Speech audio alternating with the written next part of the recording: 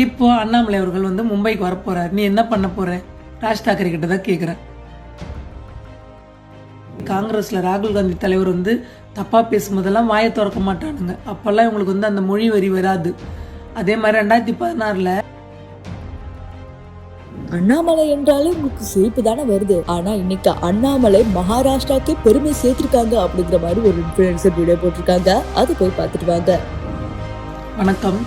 அதாவது மும்பைக்கு வா உன் காலை வெட்டுறேன்னு சொன்ன ராஜ் தாக்கரே இப்போ மகாராஷ்டிராவில் வந்து மாநகராட்சி எலெக்ஷனில் பிஜேபி அதிக பெரும்பான்மையுடைய அந்த மாநகராட்சியை கைப்பற்றிட்டாங்க. இப்போ அண்ணாமலை அவர்கள் வந்து மும்பைக்கு வரப்போறார். நீ என்ன பண்ண போற? ராஜ் தாக்கரே கிட்ட தான் கேட்குறேன். அதாவது இவங்க எப்படி திரும்ப நடிக்கிறானுங்க, மண்ணின் மைந்தர் வீர சாவகர் அவரை வந்து ராகுல் காந்தி காங்கிரஸில் ராகுல் காந்தி தலைவர் வந்து தப்பாக பேசும்போதெல்லாம் வாயை திறக்க மாட்டானுங்க. அப்போல்லாம் இவங்களுக்கு வந்து அந்த மொழி வரி வராது. அதே மாதிரி 2016 ப. சிதம்பரம் வந்து ராஜ்யசபைக்கு எம்பியாக எடுக்கப்படுகிறார் மகாராஷ்டிராலேருந்து.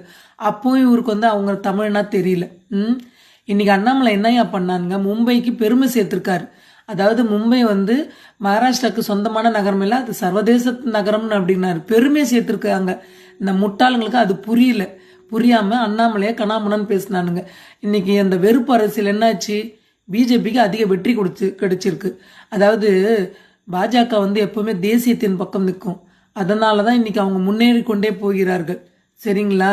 அதாவது இங்கே நிறைய பேர் வந்து தமிழ்நாட்டில் மடக்கன்ஸ் பானிபூரி விற்கிறவன் ஹிந்தி தெரியாது போடாலாம் பேசுகிறாங்க. அவங்களுக்கெல்லாம் ஒன்று சொல்லி கொள்கிறேன்.